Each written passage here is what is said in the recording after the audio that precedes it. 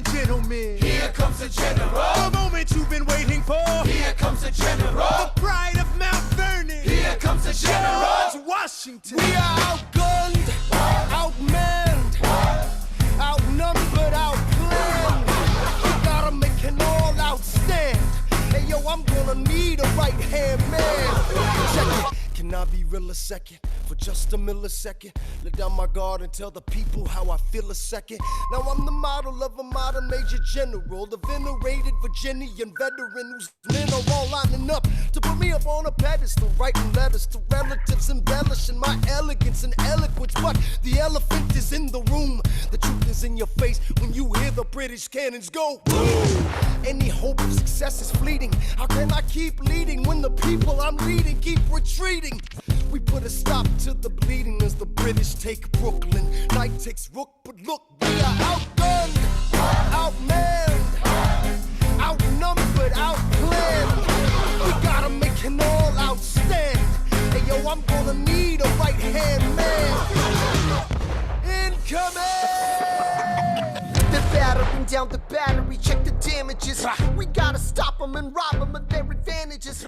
Let's take a stand.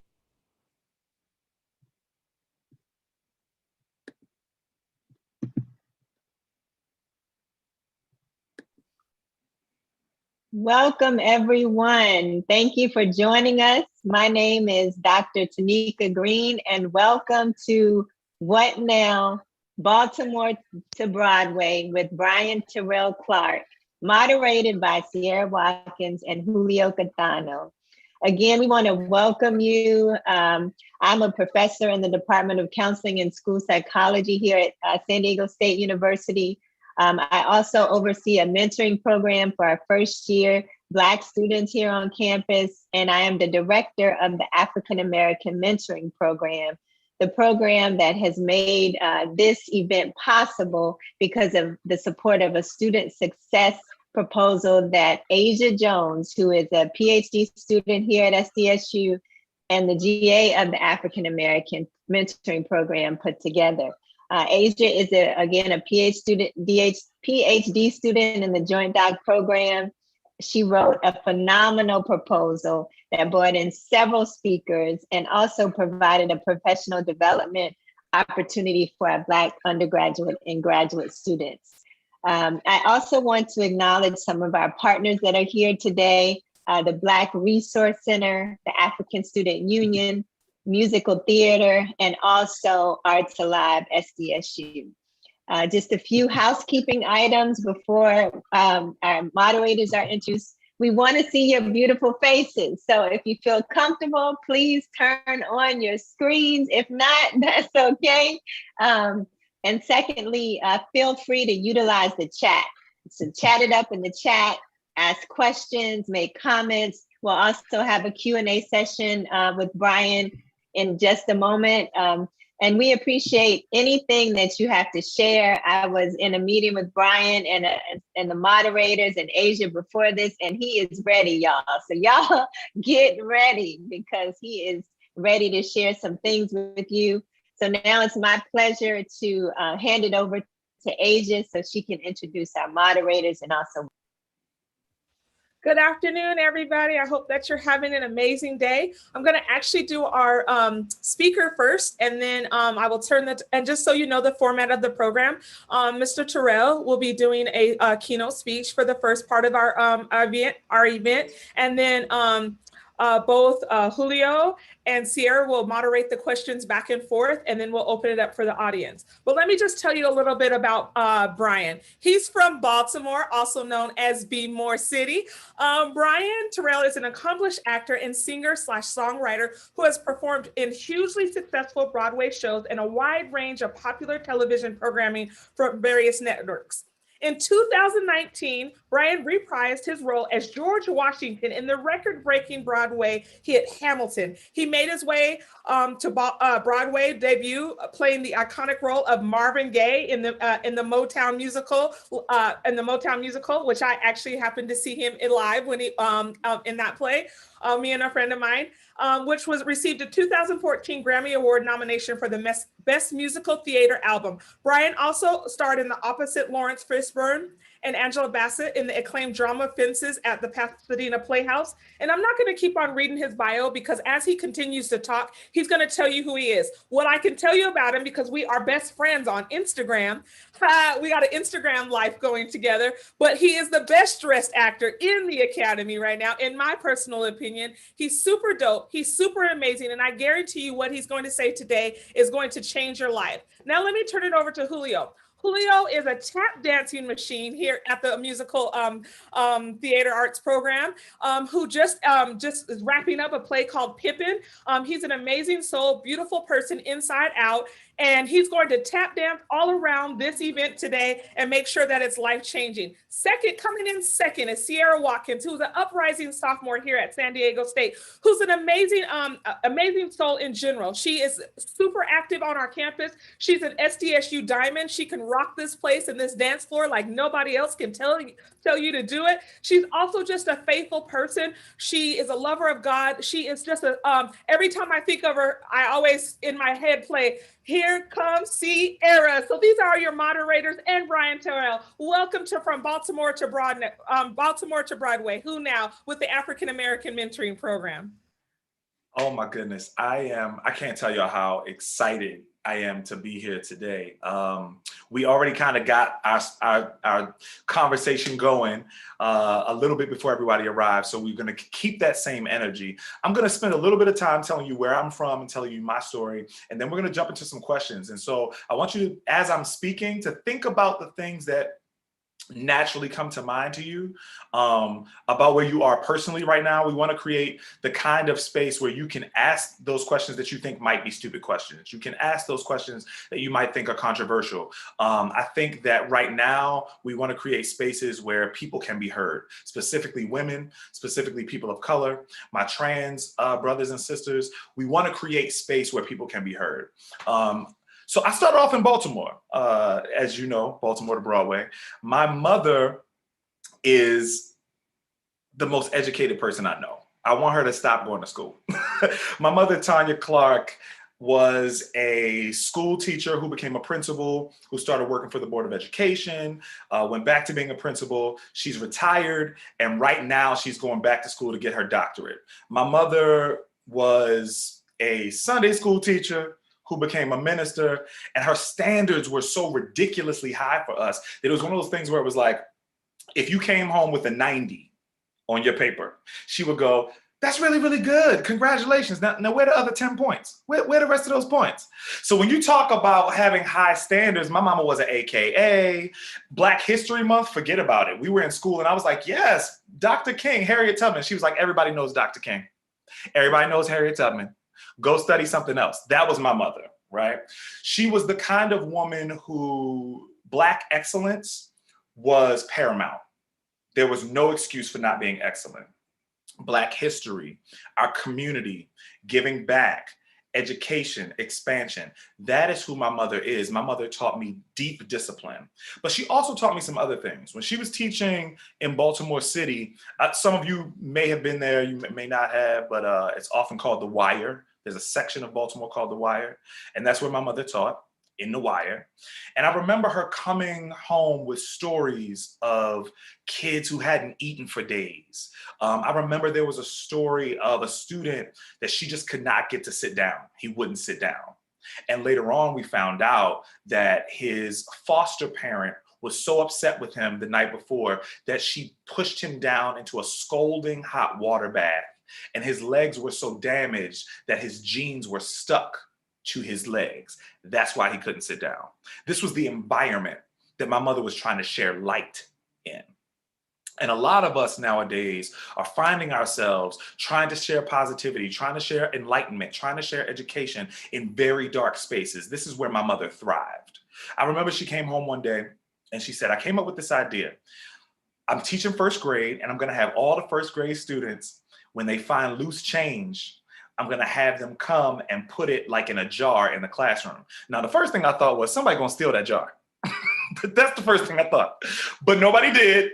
And she said, "Okay, so at the end of the year, guess what I'm going to do?" And I said, y'all gonna go shopping for like food and clothes? And she was like, absolutely not. I was like, but these students are in need. Y'all aren't gonna pool the money together and like help the student who needs it the most? She's like, no, I'm gonna take those students shopping for the homeless. And my mind was blown because I understood what she was trying to teach them. When you are in a place where you're just trying to survive and you don't feel like you have value, it is a powerful thing for you to all of a sudden awaken to the idea that you also have something to give and that you also have something to offer. And so by showing these young kids with what little they had, they still had something to give and offer to those who were less fortunate. You should have seen the smiles on their faces. You should have seen them grow and expand. It's like they grew up in front of me. They were beaming. And a lot of them are leaders in their communities because of those circumstances. That's my mother, Tanya Clark. She is an angel. Now my daddy, come a little closer. Now my daddy, on the other hand, George Clark is a whole different story. He doesn't care anything about education. He got a full ride to go to school for track and he turned it down. And I talked to him recently. I said, Dad, why did you turn down a full ride to college? Like, you a black man in America. Why did you turn down a full ride to college? And my dad said, because I wanted to make that money, boy. It's all about that money. You going to school anyway to make that money, boy. I'm trying to make that money, son. I'm trying to make that money, boy. That's really how my dad talks. It's very strange. So I'm like, okay, so what is important to you? I'm thinking back on my journey with my father, and I remember that people were very important to my father. That's where my mother and my dad connect. Community. There was never a time you could walk down a Baltimore City street and somebody not know who my dad was. Hey there, George, hey there, Kurt. And literally you'd be standing there like you're trying to get out of church, talking for 10, 15 minutes, service been over. We still sitting here talking. And that's my dad. We're just trying to get to the store and we're now on the corner talking to about 5 people for about an hour. That's my dad. My dad worked as a blue collar worker. He would work in factories like Domino Sugar. He worked for Westinghouse. And for about 7 years, he hid from the family that he was a drug dealer. Yeah, that's where the car came from. That's where these nice clothes came from. My dad was a drug dealer and he was dealing drugs to upper management in the places that he worked. He also was dealing on the street until he got high on his own supply. That's one of the rules. Never get high on your own supply. So my dad was smoking with a client and his client had him, I love that he called him a client. This is the person you sell drugs to. But his client, I think they smoked crack or cocaine or something, and that was the end of it. That was the beginning of the end. My dad was in and out of rehab most of my life. And the worst of it was around the time that I was in middle school. I was in middle school and it's already an awkward time.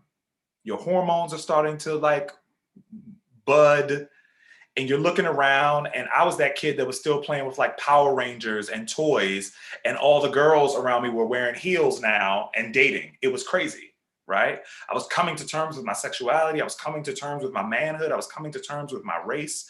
And I was bumping up against all these things while hell on earth was going on at home. And it's a common thing in Black communities to say things like, what goes on in this house stays in this house. And unfortunately for me, what that ended up doing was I started turning inward. As loud as I am, as much as I talk right now, you could not imagine me in middle school. In middle school, I was virtually silent. When I say silent, I mean silent. I did not talk. I did not talk at all until I was in gospel choir. And I remember I was in gospel choir and people ask me all the time, where did you get this passion from for the arts? And I tell them all the time, I really believe that life is a road, so to speak, right? And your passion is that thing you were born with. It's like a compass, right? And it's always pointing you in the direction that you should follow. I asked my mother not too long ago, when's the first time I said I wanted to work in music or theater? She said, ever since you were a kid. I said, okay, well, when's the first time I said it? She said, before you could talk? I said, Ma, when's the first time I said I want to be an actor? I said it with my mouth. And she said, no, seriously, your favorite shows will come on television or your favorite music will come on and you will run up to TV and you would just bounce. And I think she was doing that because I had a really big head at the time. You know, sometimes you got to grow into your features. I had this real big head and I would just bounce. And so I always followed those inclinations. So now I'm in middle school, hell on earth is going on at home, and my only refuge was gospel choir. I remember standing in the back row and we were probably singing something like, joyful, joyful Lord, we adore thee, God of glory. Very Sister Act 2, right? So I'm like in the back getting it, and I must have got excited because I started getting loud. And the dude next to me was like, hold up, stop. So the whole choir is turning, looking at him like, what's going on? What happened? He's like, yo, you can sing. Yo, he can sing. He can sing. He got a real high voice like Whitney Houston. So then, of course, everybody burst out laughing. And I'm sitting there embarrassed. And then the head or the director of the gospel choir made me come to the front of the room and sing a solo. And I feel like I peed on myself. I probably peed a little bit. But I did it. And all of a sudden, I had this avenue, this way of expressing myself. My Aunt Brenda noticed that I was in love with the gospel choir. And she said to my mother, you know, Bryan really loves this music thing, this acting thing. Why don't we get him an acting class? My Aunt Brenda also said, anytime you have an audience, I don't care if you're on a red carpet, I don't care if you're in an interview, I don't care if you're in a Zoom, you let everybody know that it was Aunt Brenda who got you your first acting class. So just so y'all know, it was Aunt Brenda. We love you, Aunt Brenda. Thank you, Aunt Brenda. I don't know where I'll be without you, Aunt Brenda. Shout out to Aunt Brenda. So Aunt Brenda got me this acting class. And this acting class opened a whole other door in terms of education for me. I took the acting class in middle school, which allowed me to prepare to audition for a magnet program for an art school in Baltimore called Carver Center for the Arts and Technology. So I went there as a theater major and a music minor, and my life completely opened up and completely changed. I felt like I found my voice. For so long, I was silent, and the arts quite literally gave me a voice. At the time, it was interesting though, because I didn't necessarily love musical theater, which is interesting because my biggest claims to fame are Broadway. And I was like, I just don't like it. It's corny to me. I don't understand why these people are singing. I don't understand it. If you're animated and you sing, it makes sense to me. You a teapot, you a mermaid, you a mouse, makes sense. But if you're talking about the hills are alive with the sound of music, I'm like, that's corny and I don't get it. Why are you singing? And so I loved acting and I love music separately. And I still didn't know if that was something I wanted to study. So like I was telling you that my mother offered, I followed my passion. My passion got me a full ride to University of Maryland, where I studied theater. And around that time, I saw a musical called Rent. And baby, Rent changed my life. When I saw the musical, I said, oh, now I understand why people are singing. Now I understand there's a purpose behind this. Now I understand that people can sound like me and be on Broadway. I love this. Okay, cool. I'm gonna follow that. So I started skipping school. Getting on a Greyhound bus, and I would go from Maryland to New York City and audition. And I was actually doing pretty well. I actually got a chance to audition for Rent. I wanted to be Colin so bad. I just wanted to sing I'll Cover You so bad. And they were like, you look a little young. Let's try you out for Benny. I went in for Benny. I went all the way to producers. And then I got to Benny and they were like, how old are you? And I was like, in the back of my head, I was like, are you allowed to ask me how old I am? But I was basically really, really young. And they were like, come back in a year. Well, around that time, Tanya Clark found out that I was skipping school. And I was on my way to New York. She wasn't having it. She shut it all down. She said, big old family meeting. And I said, well, here's the thing. Like, I think that this is my passion. I think this is what I want to do. Why don't I just quit school and go do it? And she was like, you ain't quitting school to go do this. If you go to school, you will have a degree that no one will take away from you. You will have it for the rest of your life. After that, you can go and spend time in the arts all you want to. So I ended up actually booking a gospel play. It was called Preacher's Kids. And at the time, there was this little group that was a part of this musical. And the group had just gone through a breakup, but they had just reformed. And the name of this group was called Destiny's Child. All I gotta say is Beyonce said she liked my jeans. That's the first thing she said to me. She said she liked my jeans. Thank you, Beyonce. I love your jeans too. So I'm in this musical. We finished touring. And my mother goes, knock, knock, knock. When we going back to school? And I said, you know what? You're right. I do want to get my degree. Why don't I just go ahead and go to like NYU? And she said, absolutely not. If you go to New York right now, you won't go to class. I was just dragging you out of auditions to stay in school. I'm not sending you to New York. And I said, okay, cool. What about Philly? Philly's in between. It's in between Baltimore and New York. So I went to Temple University. And while I was at Temple, I was a theater major, a music major, and a religious studies major. And that's way too much of a workload because they told me I was going to have an extra year. So I said, no, thank you. No, thank you, ma'am. I'm what's going to get me out of here fast. And I became a theater major, music minor, religious studies focus. And while I was there was a class called Theater for the Profession. And I thought to myself, this is amazing. Theater for the Profession. I'm going to focus on that. And the class was a lie. The class was not Theater for the Profession. The class was audition for grad school class. And I remember at the time, I was thinking to myself, okay, if we audition for grad schools, why aren't we auditioning for the top schools? Because we were auditioning for a program called the ERDAs. And the ERDAs have great schools, but it doesn't have Juilliard, Yale, NYU. So I went to my professor and I said, hey, why aren't we auditioning for Yale and Juilliard? And she looked at me and she said, well, Bryan, I think you should just focus on the ERDAs. I think you're going to do really, really well. I don't want you to put your focus everywhere. Just focus on the ERDAs. And I was like, well, I feel like if we're going to shoot for the stars, we might hit the moon. Like, why aren't we going for the biggest schools? And she said, well, Bryan, I'm going to be honest with you. You're Black. You know what I mean? And you know, these schools, they don't really accept a lot of Black people. You know what I mean? And then you're a Black male. So in a theater program, they might accept one or two of you. Do you know what I mean? And I don't know what your financial situation is. I'm not sure. But these applications cost a lot of money. Do you know what I mean? And you're going to have to fly yourself or drive yourself to each school. You might have to stay a weekend. That's hotel fees. Do you know what I mean? So I think you should just focus on the ERDAs. Do you know what I mean? And it was crazy because I looked at her like I saw a ghost. And I was like, okay, bet, cool. So I kept skipping school and auditioning. And since I was doing that anyway, I thought I might as well skip school and audition for the top grad schools. And I auditioned for Yale and I auditioned for NYU and I got into both. And I came back to that professor and I said, hey, she said, oh my gosh, I was going to call you into my office. Come in here, come in here. You did so well at the ERDAs. Do you know what I mean? Look at all these schools that you got. I know you're going to be so happy. Thank you for listening to me and just trusting me. Do you know what I mean? And I said, yeah, well, I have a confession. I've been skipping school and I'm on hold for a Broadway musical called Lion King for Simba. I've also been auditioning for some soap opera that my grandmama watches. I think it's called All My Children. I'm on hold for that.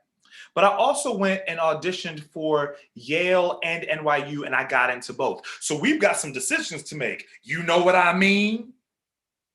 And then she looked at me like she saw a ghost. And before any of y'all get some crazy ideas, I also had a 3.98 GPA. So while I keep saying I'm skipping school, don't you think about skipping school unless you got almost a 4.0. Oh. So at the end of the day, I get into Yale and I decide to go. I decide I'm going to go. I went to visit the campus and something life-changing happened. All of the people of color that were students at the school took me out to lunch after I audited their classes, after I finished watching their classes all day. They said, we want to take you out to a late lunch. And they all sat around and told me I could ask any questions that I wanted. And they all went around and told me what it meant to be a person of color at this school and in this industry. And I vowed to myself that I would continue to share that experience and share that knowledge just like they did with me. So I had a little bit of an issue while I was at Yale. I find myself in these ivory halls. Meryl Streep has gone here. Angela Bassett has gone here. And I'm sitting here in this beautiful institution and it's in the middle of the hood. And I'm thinking to myself, this is crazy. We got all this money, we've got all this resource, and the city's falling down around us. That don't make sense. It was a little known secret amongst Black men when you went to Yale that if you got pulled over by the police, that you were supposed to put your Yale ID on top of your license when they asked for your ID and your license.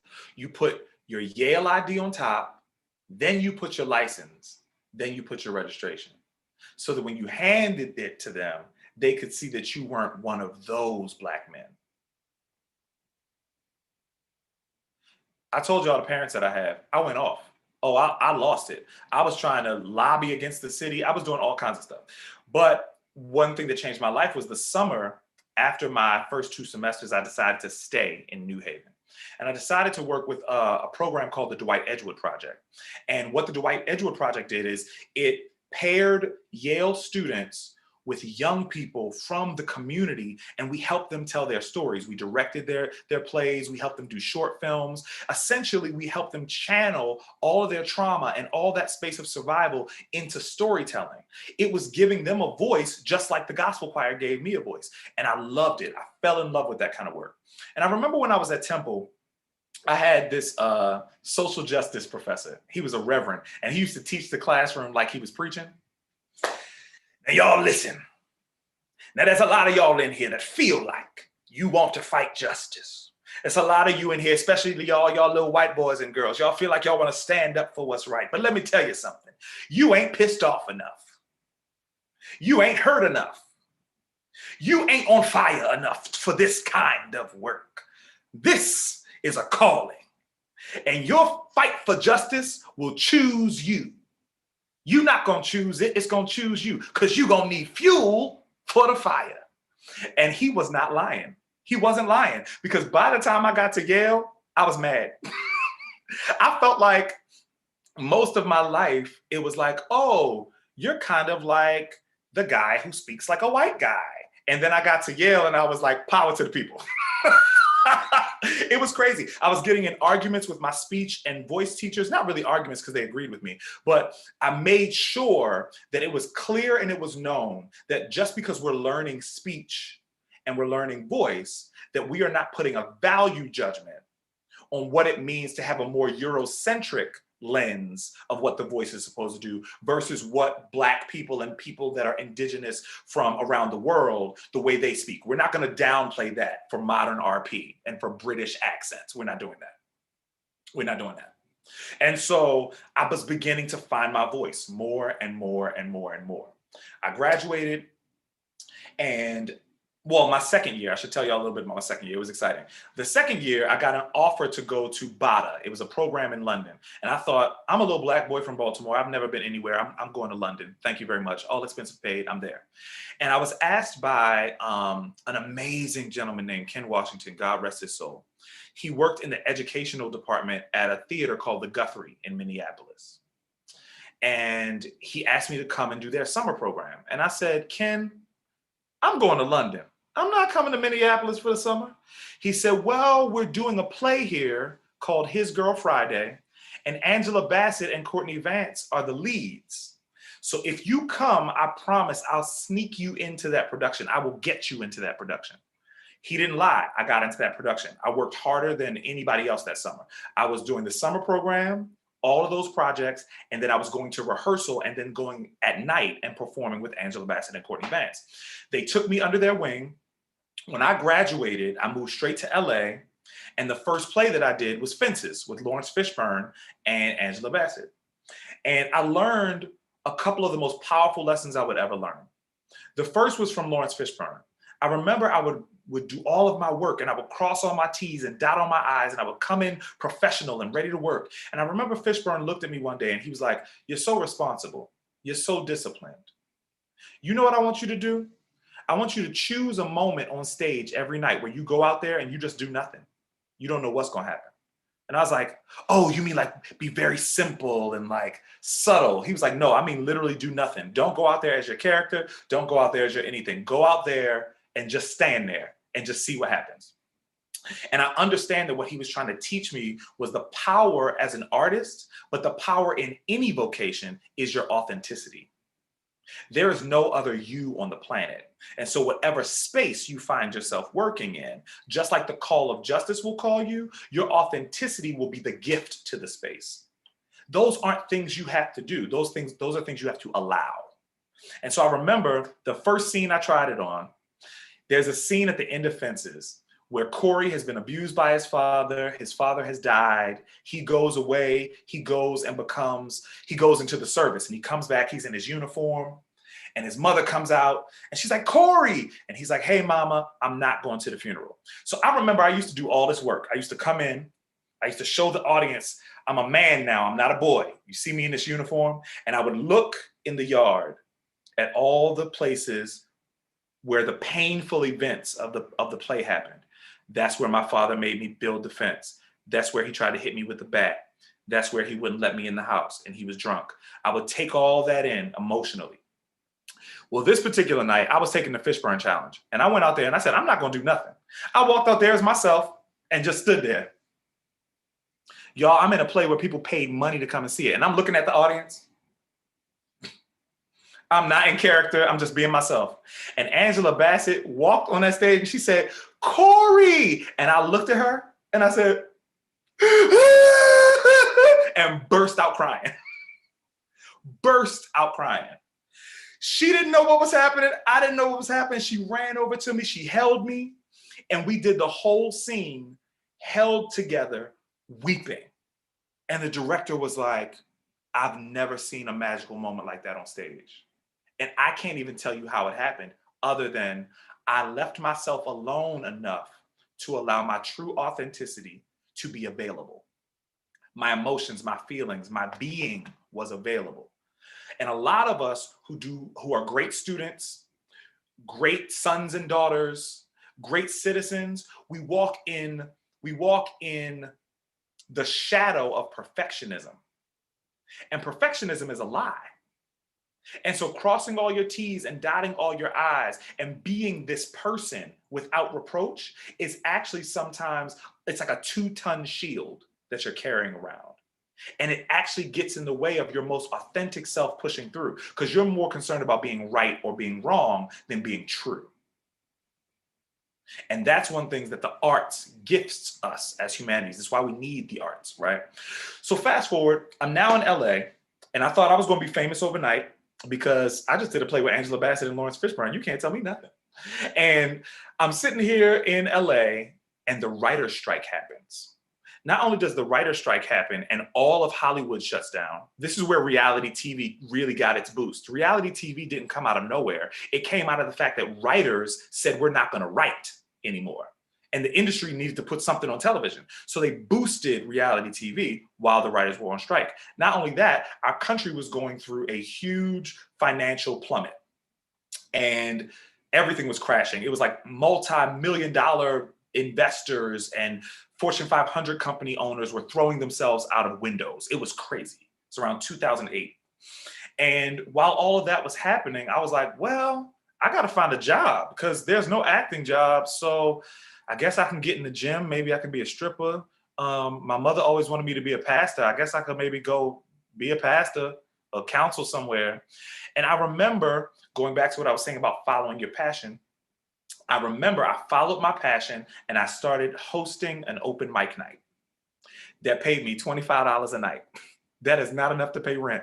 But all I knew is I was passionate about music. And now here we are. And we had the best of times. And one night while I was doing this open mic night, Stevie Wonder walks into this small club that's about the size of this office I'm in. He comes in with his handler and walks up to me and goes, I want to sing.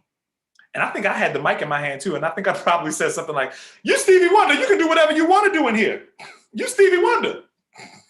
Stevie Wonder sat down and did a 20-minute set. And before you know it, all of these music industry people started coming to my nights. And before you know it, I was working in the music industry. I've written songs for Mary J. Blige. I've been on albums for her and Rod Stewart, Michael Bublé, Celine Dion. I was in the studio working with everybody. I wrote a song for Jussie Smollett that's on his last album. Like, I started this whole other career just following my passion. That way, when acting picked up again, I was juggling 2 careers. I thought, I'm in heaven. This is great. And then I got a call to come to New York. And I was working with Billy Porter, who at the time had lost his voice. It was before Kinky Boots. He was not known for Pose. There was no Pose. At the time, he was actually struggling. He had just filed bankruptcy and he had been sleeping on his friend's couch for years. This was my mentor. He had started directing and writing, and I was reading a draft of a workshop of a new play that he was working on. And I went outside and ran into a friend of mine from LA. And I was like, yo, what are you doing in New York? He was like, what are you doing in New York? I'm like, I'm working on this reading. What are you doing? He said, well, I'm working on this workshop for this new musical called Motown. It's tons of roles in it. I think you would be great for it. I went in and auditioned. And at first, I got a role as a Temptation. And I was shoot-a-wop popping in the background. Shoot-a-wop popping. And essentially, I was a chorus member. But I had my eyes on this one character, Marvin Gaye. And I was like, if that role ever opens up, I want to play that guy. And the opportunity opened up. I auditioned. I booked it. I got it. I booked the show. How much time I got? Because I want to give us some time to talk. But I booked the show. And in my first week of rehearsal on Broadway, we took a break right before I was supposed to sing What's Going On. And in that break, my mother calls. And she's got this sound in her voice. And I'm like, Mom, what's going on? Just tell me. She goes, if you're in rehearsal, it's okay. I'll tell you later. I said, no, tell me now. Tell me now what's going on. And she said that my cousin, who's my age, who's like a brother to me, the night before was shot and killed in a crossfire in Baltimore. The police did very little to investigate the crime. And my cousin was just dead. And I remember feeling so much pain instantly. It's like it took over my body. And then I remembered I had to get it together and go in the room and sing What's Going On for the first time. And it was the most difficult thing I'd ever had to do. And then I remember being enraged. I was angry. And that's when I was like, okay, we're organizing. We're marching on Washington. I was angry. And I remember the stage manager came to me and said, let me ask you something, Bryan. Does your cousin have children? I said, yeah, he's got 2 sons. She said, why don't you start there? So I have to tell you, if you have a fight for justice, it's going to feel personal. That's the fuel you're going to need for the fire. It's what that reverend said when he was teaching class. It has to be personal. Your call to purpose will choose you, right? But also, I find that some of the things that we're trying to tackle feel like huge, insurmountable mountains. Racism is a huge mountain to climb. This patriarchy stuff, this sexism, all of these things are huge mountains, but you can start with your sphere of influence. So I started with his children, and his oldest son ended up having a real desire to be in the arts. He was gay and a dancer in the middle of the hood. And all of a sudden, we get a closer relationship, and now he's thriving. He's gone to college and graduated, and he's living here in LA, living his life. You will find him at every party. Look at a Lena Waithe party, you're gonna see him there. Look at a Pose party, you're gonna see him there. He's working on a TV show right now, and he works as my assistant. He's thriving. And I don't know if his journey would have been the same journey had we not gotten close because of my cousin's death. I say all that to say, when it comes to passion, it's the thing inside of you that's been there since you've been a child. It's been trying to lead you in the way to go. At the same time, when it comes to purpose, purpose is a tricky thing. Sometimes people say purpose is when your talent meets a need or helps somebody, and I can get with that. But also some people articulate purpose as your reason why. You have to figure out your reason why. I remember when I came out here to LA and I went to visit Angela and Courtney for the first time. I was hanging out with Courtney Vance, and at the time he was on a show called Law and Order, and I was in love with that show. And I was like, oh my gosh, don't you love being on Law and Order? And Courtney was like, no, I was like, it's Law and Order. How are you not going to be excited about being in Law and Order? He was like, it's boring. I say the same thing every week. Courtroom adjourned, overruled, have a seat. Like, he played a judge. He said the same 5 things. He said, but do you know why I do it? And he pointed to the garage that was being worked on. He said, we're turning the garage into a guest house. My mother is sick and we're bringing her from Detroit to live here. And he got a chance to have his mother close before she passed away. That was his purpose. I say all that to say that your purpose will find you. Your purpose and your calling will find you, and your passion will lead you to it. I meet a lot of people, rich, poor, thriving, not thriving, happy, unhappy. And at the end of the day, all the people that I thought would be over the moon with their life. You got awards, you got money. I don't understand why you're not happy. They have not found their purpose, and so they don't feel fulfilled. They don't feel content. And so if you follow your passion and you find your purpose and you align those things, you will live a life of happiness and you will live a life of contentment, because you will understand why you do what you do. And as you grow and you shift and you change, those things will also grow and shift and change. Your passions will evolve. My passions are evolving now. And I'll bring up this last moment about social justice, then we can go into some questions. But while I was doing Hamilton, the paradigm had already shifted. When Hamilton first came out, it was a celebration of diversity. Everybody was so excited to see all these people of color on stage in Hamilton. But Barack Obama was the president at the time. By the time I took over the role, we had already made a speech from the stage to Mike Pence. Not only that, my first night on the stage, I'm singing One Last Time, which is the president's final address, which is George Washington's idea. And while I'm singing One Last Time, Barack Obama is giving his One Last Time speech at the same time, quoting the show. I'm at the end of the stage weeping, and I don't have that pretty Denzel Washington one tear. I got that Viola Davis snot, whole face look like it's melting. So I'm singing One Last Time and my face is melting. And I'm thinking to myself, wow, Barack Obama is giving his final speech at the same moment. And so what started off as a celebration of diversity actually became a call to action and a challenge to the status quo. And in a way, Hamilton had become a bit of a protest piece, because it was now all of a sudden kicking up all this dust just by ourselves being visible. And so I say that to say, while I'm doing this project, a lot of labels are being thrown around. And I just hated it, because I just think that people are a lot more complex and diverse than the labels we try to place on people. And so I started a company with a friend of mine called Indefined, and it was all about defining yourself from within. And I wanted to start off with putting wearing t-shirts and putting words on it and drawing a line through it. So whatever you feel like you were labeled, put a line through it. And I came up with some harsh words. And my business partner, Robbie, said, let's just start off a little lighter. Let's just start off with words like fear, words like hate, because I wanted to put words like, and put a line through it. Now say something. But he was like, that's not the way to do it. So words like fear, words like hate, that's how we started. Indefined grew and developed. And in a matter of, I want to say 3 months, we helped to raise over $100,000 for various charities and organizations in New York City without even advertising.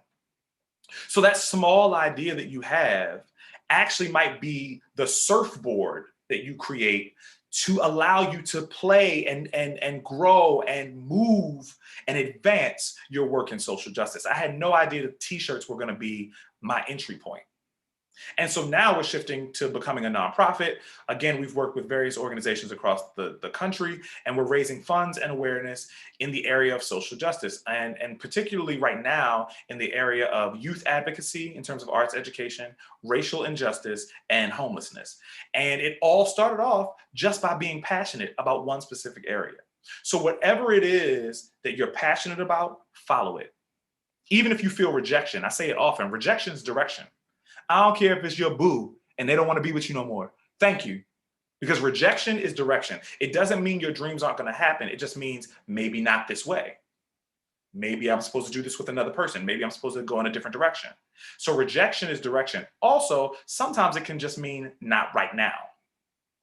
I remember I auditioned for a movie, and it was during the pandemic, and I thought I was going to be the lead in this horror movie on Hulu. I wanted it so bad. It didn't pay hardly nothing, but I wanted it because I wanted to work.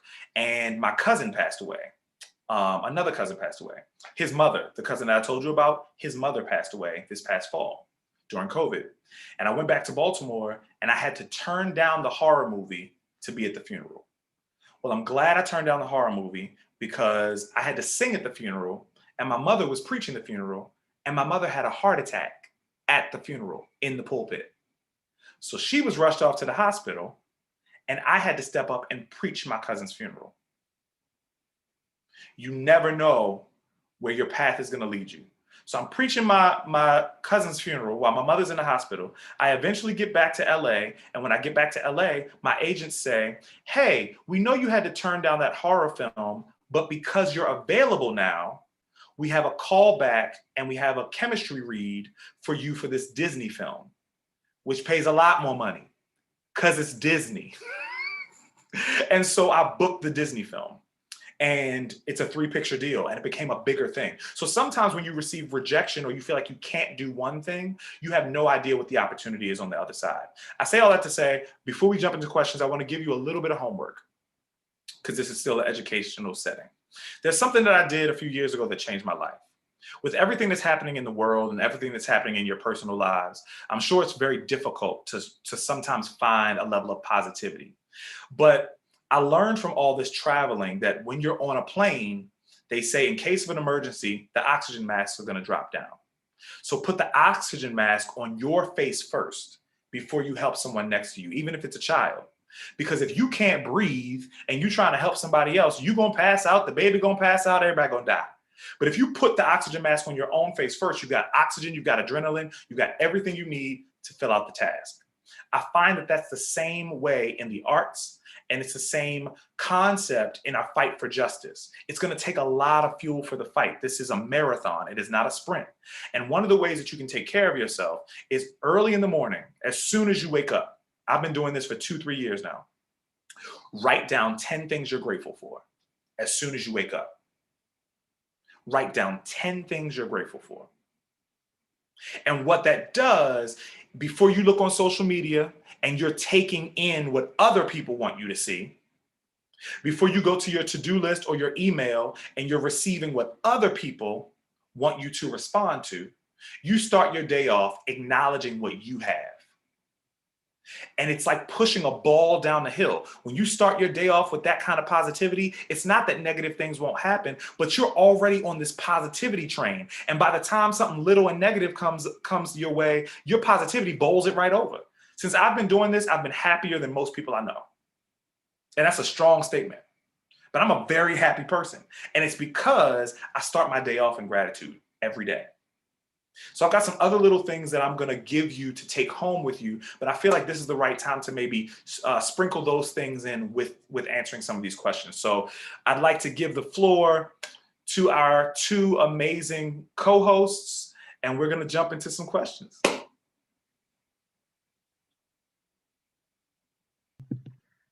Thank you, Terrell. I'll start off speaking of having the oxygen mask on. We briefly talked about this before the meeting. Yeah. My first question is, having all these Zoom meetings since the civil rights movement of the past summer and everything since then and before then, but since the explosion of Zoom, having all these Zoom meetings about race, has it helped the theater industry address concerns about racism, and how taxing and how do we deal with that when people ask us for these answers? Yeah, so I don't know if you all have heard, but there's about to be a big march on Broadway from a lot of the people of color. And as an industry, it's definitely shifting. I mean, if you look at Broadway as an industry, how many theaters make up Broadway? How many of those theaters are owned by white men? So at the end of the day, we're talking about an industry that we give a lot of credence and credit and power to that is actually really owned by a small few. And so I think to answer part of the first part of your question, I think it's about like, how do we not get fatigued, right? How do we not get worn out by being asked to be on every diversity council, every diversity meeting, all those things? At the end of the day, I think you shift the burden of responsibility and you shift the why. Remember we talked about purpose? At the end of the day, it's not my job to fix racism. It's not my job to fix it. So when I come in, I don't come in trying to push this boulder back up the hill. That's why I get exhausted. I found that my authenticity is my gift. So I just come in being me. I'm not trying to fix anything. I'm not trying to solve anything. I'll give you my honest opinion, but that's not where I'm going to put my energy. I'm going to put my energy into encouraging you to do the work, to fix it. Now, I will say this. I was approached by a project specifically for Broadway that I am going to be a part of. Ava DuVernay has become like a sister to me, and I really look up to her. I've done in the last 2 years, three or four of her projects. When They See Us, Queen Sugar, Cherish the Day, 3. And she created something called Array Crew. Now, this is a database, a marketplace, kind of like LinkedIn, because a lot of times when we talk about diversity in the television and film industry or in Broadway, what we're talking about is who we see on stage. But diversity expands beyond that, right? So what is behind the table in the creative process look like? What do the designers look like? What who's filling up these spaces that are tech, right? And what we found is that a lot of people say, well, we would hire more people of color if we knew who they were. But there's not enough people to fill these positions. And it's a double-edged sword because part of it is completely untrue. There are people, which is why Array Crew has designed this Google, so to speak, so that you can go to it and find creators and technicians for Hollywood. We don't have that for theater. So I'm connected with a group. We're developing that for theater. So there is a database, there's a marketplace, there's a space where you can go and find talent of color. The other thing that becomes tricky is if you have not been looking for this talent and they have not been given opportunities in the past, what becomes an excuse is we would hire more people of color, but they don't have the resume.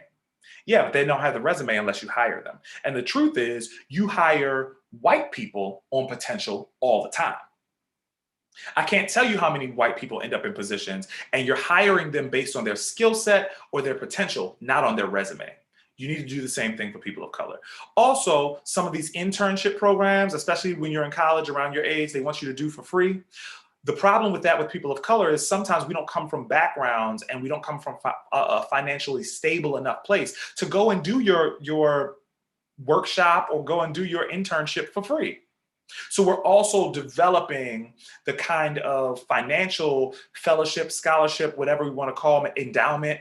We're going to develop a financial space so that it can support the education of practitioners in the arts as well. And so that's literally budding right now. And I don't believe, if I'm honest, I don't believe that those things will be moving as fast or happening now if it wasn't for George Floyd and it wasn't for this kind of uprising that's happening. Because what's happening now is visibility starts to indict people. That's what's happening. People are starting to step forward and they're starting to point fingers. And they're starting to go, okay, I might not be able to do anything about this on a logistics level, but I can do something about it on a social media level. I can do this. I can do something about it in the press. And so no one wants bad press because bad press sometimes can mean a dent in your finances because people aren't going to buy tickets to someone they think, to an organization or project that they think is negative, right? So at the end of the day, when it comes to prejudice, believe it or not, prejudice is a thing, right? I don't like you because of your skin. I don't like you because of this. I don't like you because of that. To be honest, I don't care what you like and what you don't like. When your prejudice starts to affect the systems by which we live, that's where I have an issue. And that's where racism needs to be dismantled. And guess what? The responsibility of doing that is not all on us. It's not. You benefit from the system, so you go in and dismantle it. And we will tell you, we can support you in that. We can tell you these are the places where your system has hurt us. So it is collaborative. I don't think it's all on one race or all on one person. However, I think the weight of that responsibility, and I've said this a few times and gotten in trouble for it, I think the weight of the responsibility is on white people to dismantle racism. I really do believe that. So don't take that weight on and responsibility on yourself. Thank you, Bryan. Thank you. For sure. Thank you so much for that. That's a really important piece of not taking on that responsibility and putting that pressure on ourselves. Thank you so much for that. For sure. But in that, We want to get into this next question. I'm a young actor as well. I am pursuing acting. I do want to be an actor. Yes, very exciting. But our question for you is like, what support or mentoring did you receive as a young Black actor in like earlier in your career?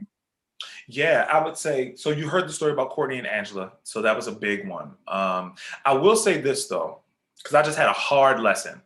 And when I look back at it, it's the same lesson I learned then.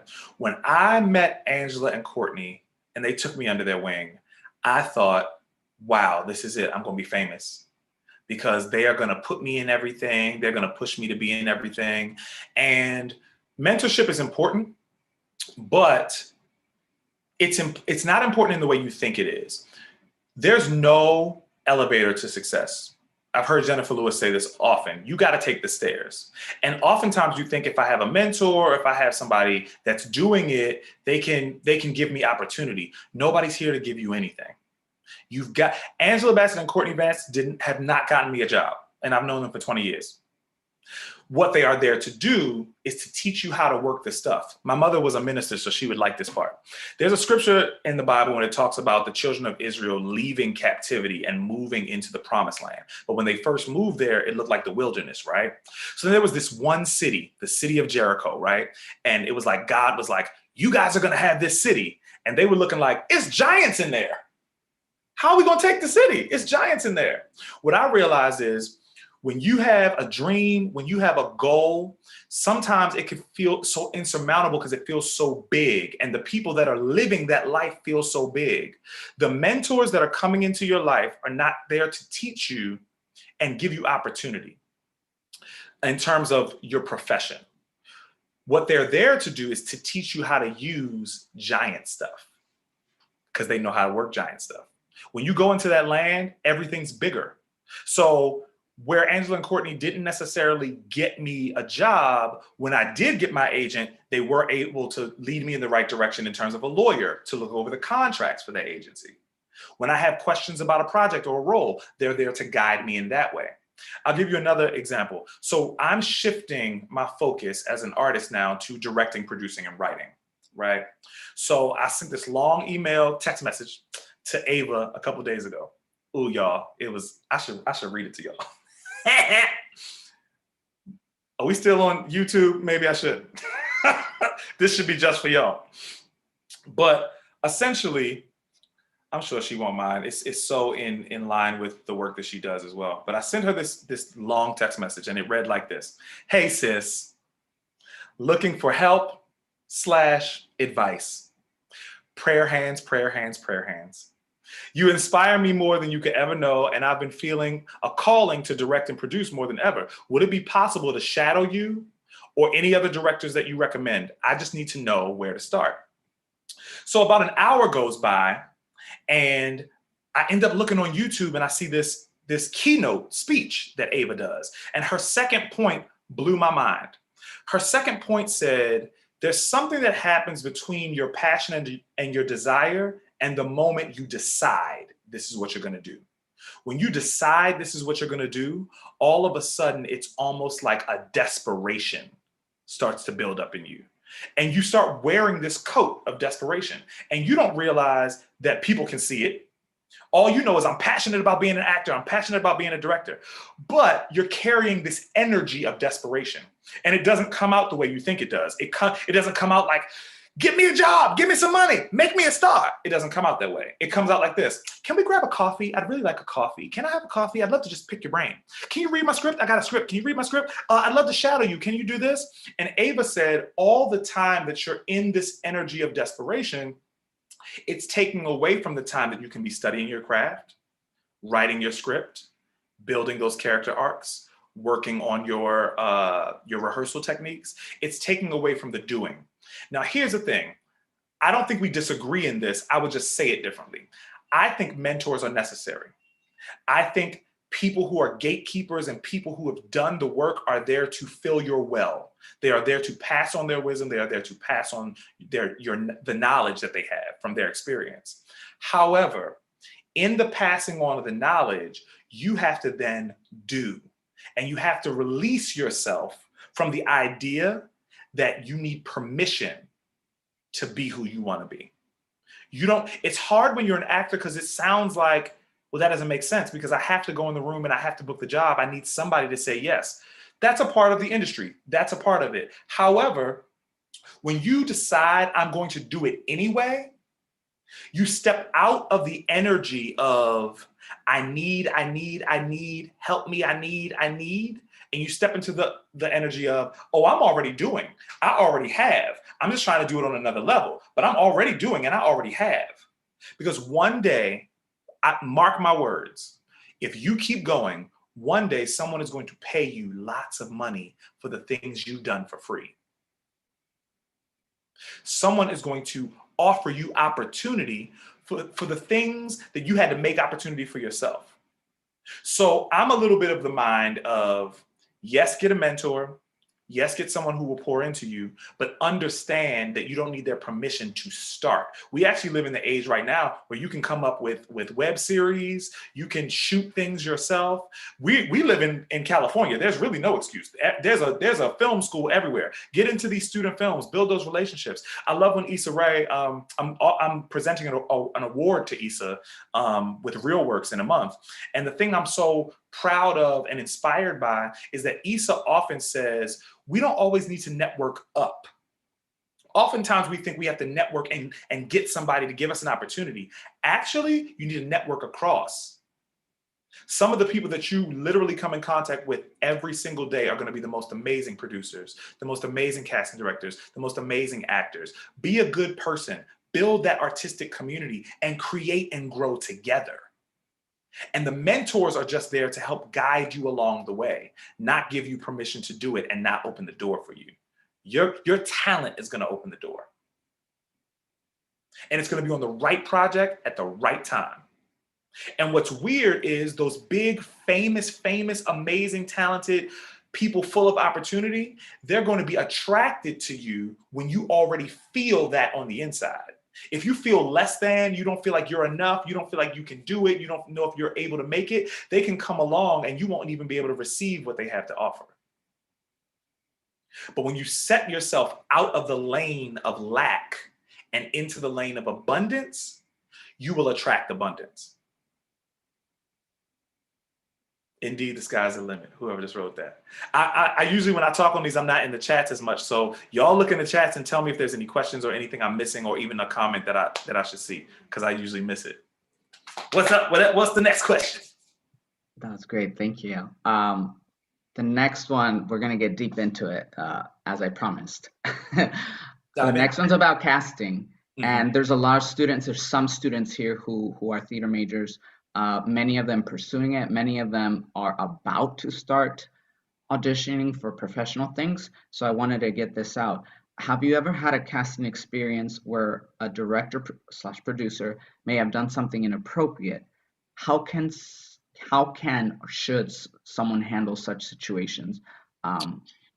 Yeah, it's tricky. I have had many experiences. And then at one point I thought I was crazy. Like a lot of Black men in Hollywood will tell you that they have this thing where you go into these rooms and essentially they want you to act Blacker, right? It's this idea of be more urban, or this person's a little more street, right? And when I came out of school, I was young. And at the time, most of the opportunities that were available for me were, some thug, some thief, some banger, and I would come in because I'm used to New York. I'm used to theater, right? So they like the transformation. So I come in, I go, hi, I'm Bryan Terrell Clark. I'll be reading the role of blah, blah, blah, blah, blah. And then boom, you transform and you become that dude. In LA, they don't get that. Their imaginations don't spread that wide. You have to come in the room as the character. So I promised myself, I had this conversation with a bunch of Black men and I was like, I feel like they just want us to be hood. And they're like, they do. I was like, the next audition that I get, that's how I'm going to act the moment I get there. So I got to the casting director's office. I pulled my pants all the way down off my butt and I slouched back in the chair. So the assistant came out and the assistant's like, Bryan, is there a Bryan? I was like, yeah, yo. She goes, are you ready? And I was like, I mean, I've been ready. If you're ready, I'm ready. And she was like, okay, well, come this way. So I go into the room, I do the audition, and before I leave, I turn around and I mean mug the director. I'm like, and I slam the door. Booked it. So then I'm on set, and the director is like Eastern European, and we do the first take, and he goes, cut, Bryan, I meant to tell you, you fooled me. You are no thug. You went to Yale. And I burst out laughing. I was like, it's your job to read a resume, sir. Like, I don't know what to tell you. And it is a little bit of that. What I will say about casting is this. In this life, we cannot control other people's actions, but we can decide that we're not going to continue to tolerate other people's actions. You treat people how to treat you. I think you have to find the balance for yourself. When do we call it out? When do we, the great thing about being an actor is you have advocates, right? So you can also talk to your agents and have your agents deal with that casting director, or your agents deal with that director. Or you can, every now and then, when the spirit moves, confront them yourselves and let this be a learning opportunity. I don't believe in lack. I believe that if that's not the space you're supposed to thrive in, you don't want that job anyway, because you'll get it and you'll be horrible. So, because some people will say, well, I don't want to say anything because I want to book the job. No, you don't. You don't want that job. There are lots of jobs out here. You book that job and you might think you want it, but the experience might cost you your mental health, your spirit. And if that's the case, it's not worth doing. It's almost better to become big doing something else and to sit on somebody's Zoom and be able to tell people, oh, I could have had that job with this director and but they did this. And instead of doing that job, I decided to do this instead. You don't have to bow and be a slave to being mistreated. Absolutely not. We're not doing that. We're also in this cancel culture world. So at the end of the day, we're at a time right now where nobody wants to be called out on that anyway. Not publicly. So I think we also have to observe that the tide is shifting to a degree. And I don't think it's about being better or worse. I think we're in the middle of change and we don't know what that's going to land on yet.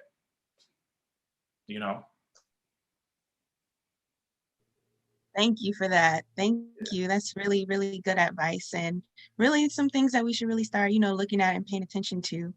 And I think so. Yeah, because the thing is, everybody's journey is different, but there are certain things that are just the same. As a person of color, you're always typecast. As a woman, you're even more so typecast because you also become people's sexual object and things like that. And same thing in theater, especially being a man. It's like tricky. It's a tricky thing to have to navigate. And W.E.B. Du Bois talks about it all the time. This idea that I have to be conscious of myself, and then there's a double consciousness. So I walk into a room and there's an extra awareness that you're seeing me as a Black man. So there's this projected self, and then there's the self.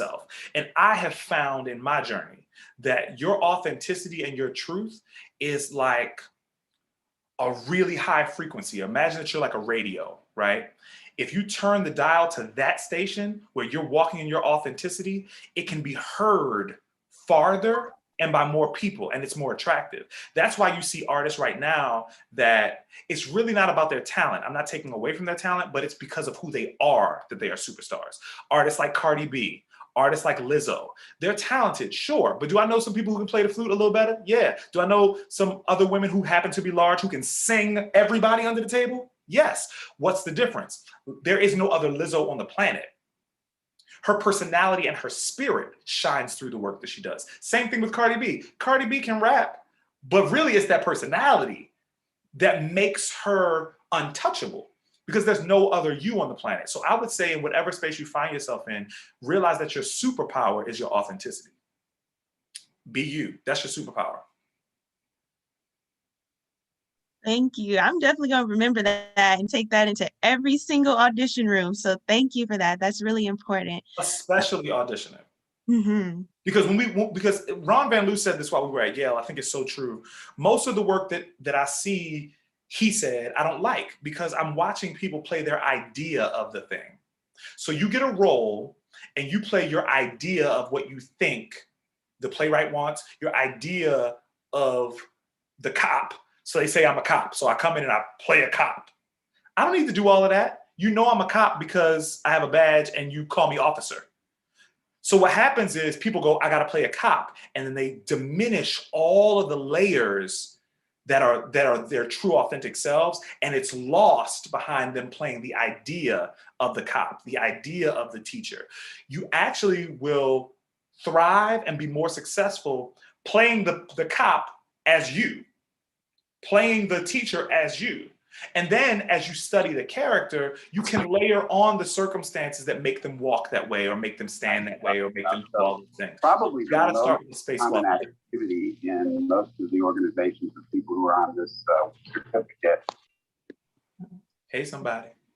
Right. But thank you for that. We're going to jump into our next question. So our next question, so you talk a lot about financial literacy in your work and your seminars. So what was it like for you when you earned money for the first time acting? Like, what advice do you have for us? Baby, the first time I got that good check. Listen, Angela Bassett, this is what I mean by giants teach you, right? She didn't teach me a whole lot about acting besides watching her magic, right? But I asked Angela when I was graduating, I said, what's the biggest advice you can give me as an actor? I thought she was going to tell me something real deep, right? Angela looked at me and she said, make sure your income is more than your outgo. And I realized that financial literacy is so important for us as art practitioners, whatever field you find yourself in. And especially as people of color, because the truth is we don't really understand money. When you come from a place of survival, the idea of saving feels like, oh my God, I did it. But essentially money is not real. It's something I said on, I think it was Yahoo Financial. People hate when I say that, but it's true. I did a whole musical about a man who created the financial system that we still use. Somebody made that up. A few hundred years ago, we were trading things for like beads and shells, or I'd be like, here's a cow, can I have a wife or a husband? Like, that's how we were trading things, right? So now when it comes to money, we have to understand, we have to take the weight off of our shoulders and the fear and the anxiety of what money is. Money is a system. We just have to learn how to use the system. One of the biggest lies I feel like that have been told to the Black community specifically around money is that if you work hard, you will be successful. Lies.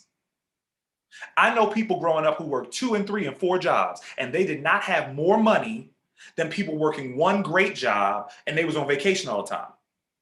So working hard does not necessarily match success. I think calibrating your being to happiness and authenticity and success is actually going to be more successful than trying to work hard for it. What happens with people who work hard is they get money, they save it. They get money, they save it, they spend it. They don't realize that money is actually supposed to make money.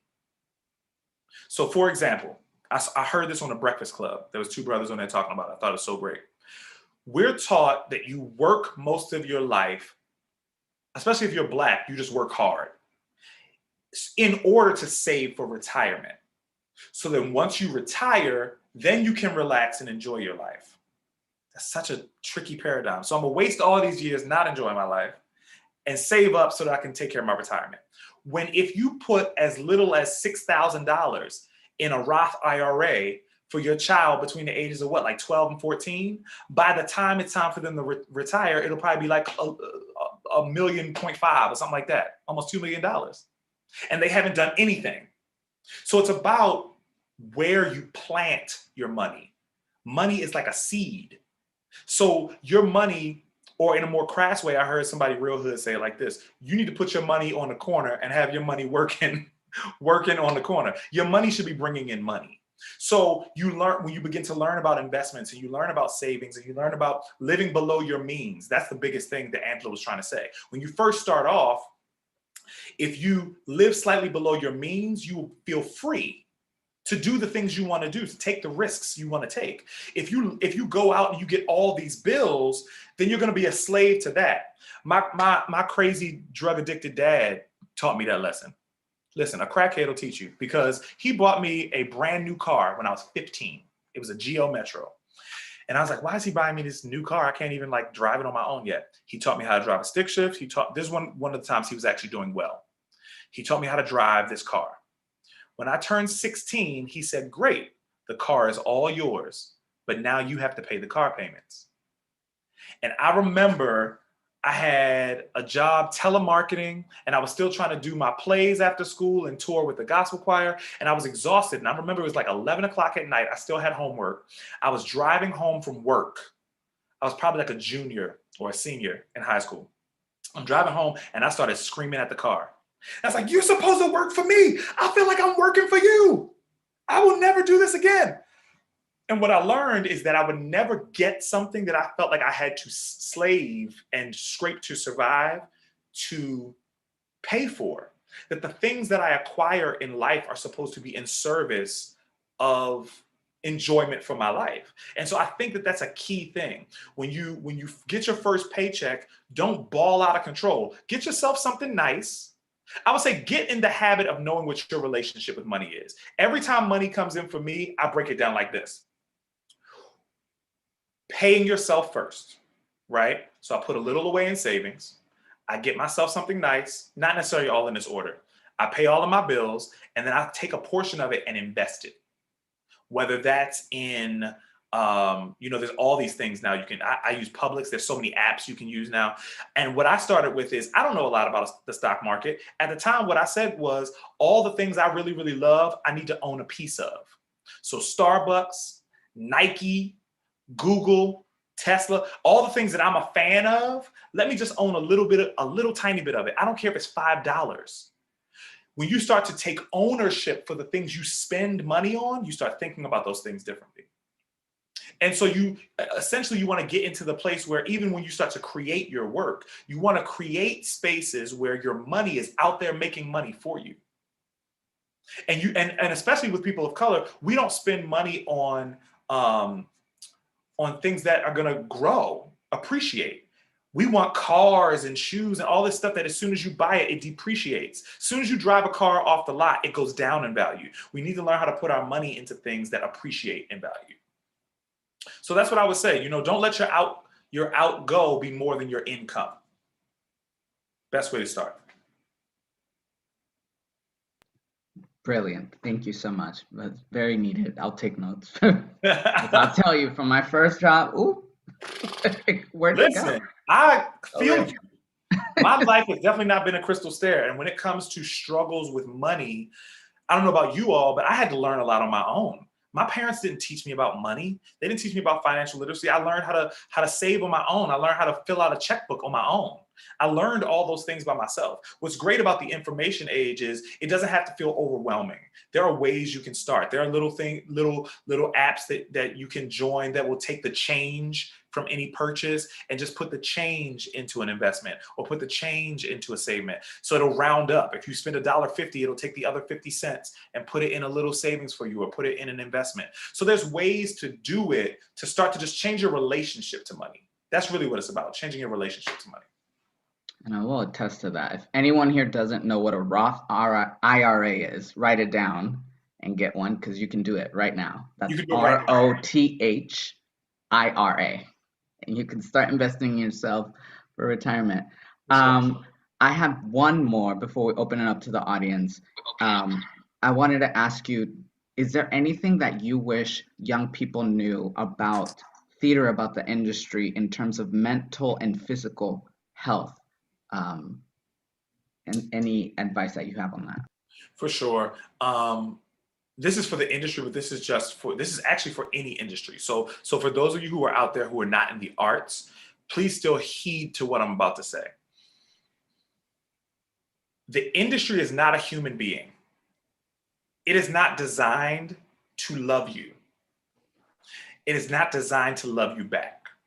And a lot of people get into these spaces, whatever the marketplaces are, in the desire to succeed, to be validated. So you go in not feeling enough, and you feel like, well, if I'm famous or if I book these jobs, then I'll be enough. The industry is not designed to love you back. And so what happens is when people with huge open hearts and open spirits come into any industry thinking they're going to thrive, oftentimes what happens, whether you thrive or not, you learn that there are moments where the business becomes business. And when it turns back into business for you, you feel rejected. Stop looking for things to validate you outside of yourself. The biggest, if you don't remember anything I say, find ways to speak to your own well-being and your spirit within yourself, and don't look for those things in an industry, in a system that was not designed to love you. Being on Broadway, being in Hollywood, none of these systems were designed to love you. They were designed to make money. And what happens in a marketplace is, let's say you graduate and you're this beautiful, shiny apple, right? And you go into the industry and they're looking for a lemon. What happens usually is the shiny apple starts to contort themselves, twist themselves, bend themselves, change themselves to try to become a lemon. So now they're this weird apple lemon thing. And here's the thing. The other consistent thing about the industry is that all marketplaces change. It's the most consistent thing in life. Seasons change, y'all. If you're having a bad day or you're having a bad season, just hold on. You know why? Trouble don't last always. Eventually that winter will be over. Same thing if you're in a good season. If you're in a good season, be grateful, because at some point life is going to happen. So I say that to say, when you're stepping into the industry, understand that while they might want a lemon, in 2 weeks, 3 weeks, they're going to want an apple. And when they go to look for a you won't be the best you. You'll be this weird apple lemon thing. At the end of the day, stay true to your convictions, stay true to who you are, stay true to what you have to offer, because the marketplace at any point can swing and desire you as the product. That's the thing that's tricky about being an artist, especially a performance artist. We are the product. I don't paint something and put it on the wall and leave it. I'm the painting, I'm the canvas. My voice, my experiences, my heart, my emotions, I'm the thing. So it's hard not to take things personal. And I understand that. I get that. But we have to understand that your art and what you have to offer needs to be filled and validated by you. So that when you step into the marketplace, that's the place they're just trying to buy and sell. That's not about validating you. That's about what's going to make money right now.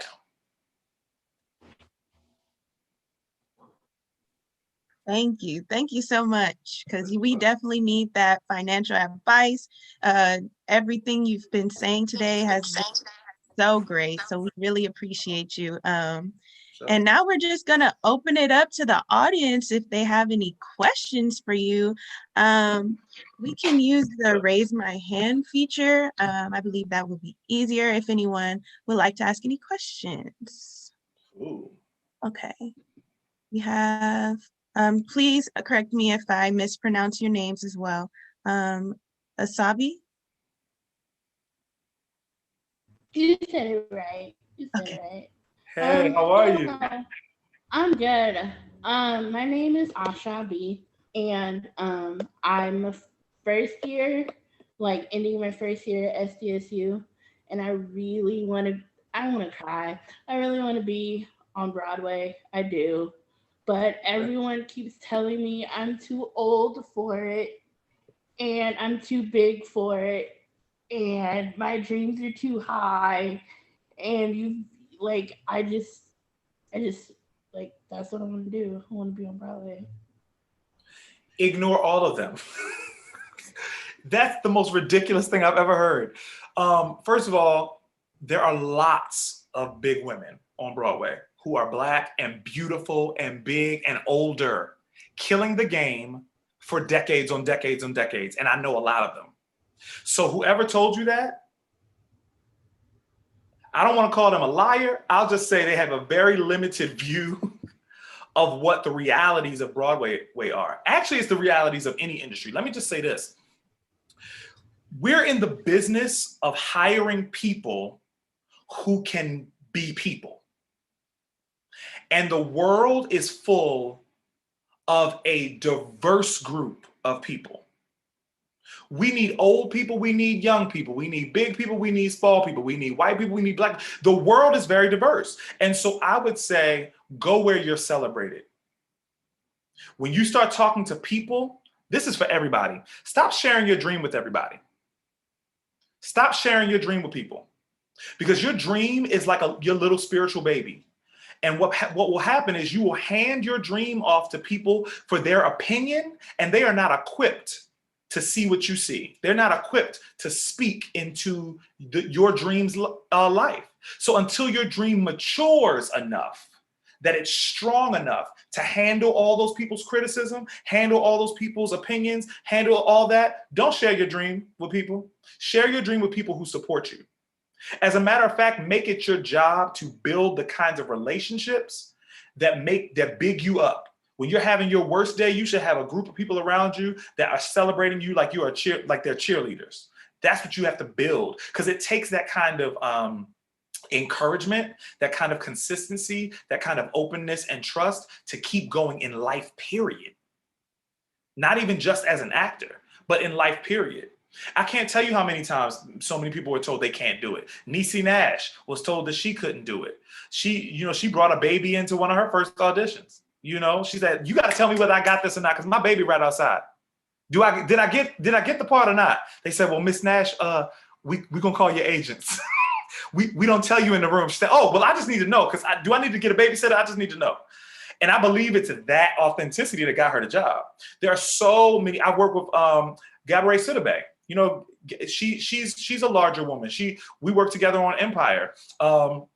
Gabby's amazing. She's a bigger woman. So I would throw all of that old school fear out the window, because I realize that sometimes people are trying to give you advice because they want you to be more realistic, or they want you to do something more sensible or logical. So in their fear, they're trying to tear down your dream because they don't believe that they can achieve whatever they believe in. So stop giving your ear to any sound that does not support your dream and does not support you. Because what they told you is completely untrue. There are all kinds of people on Broadway. All kinds of people on Broadway. You got this. And Leo Ebanks says, yes, go where you're celebrated, not where you're tolerated. Amen. Amen. Those days are over. Those days are over. We're not going places where we're just tolerated. Okay, we accept that you're here. We'll tolerate that you're here. No.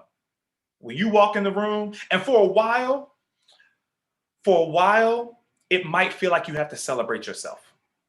And that's why I'm trying to get you to do things like write down what you're grateful for. Another great homework assignment is every single day, find one way to make yourself happy.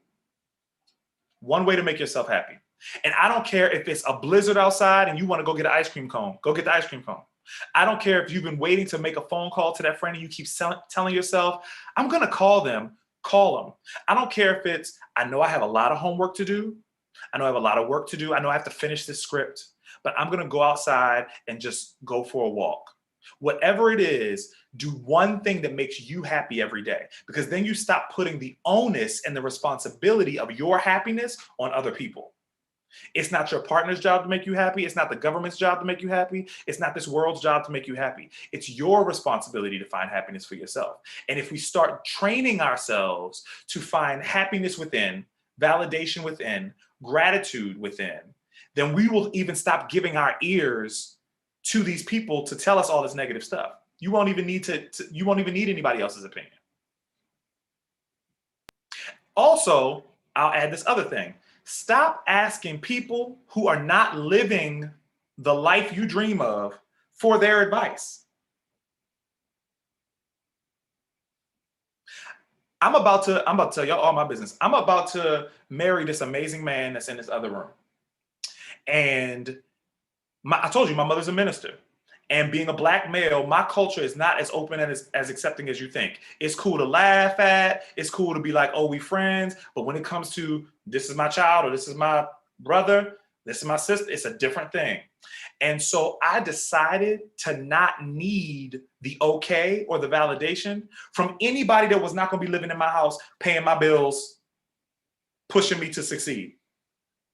I'm going to stop looking at people who are not even living the life I dream of, asking for their validation.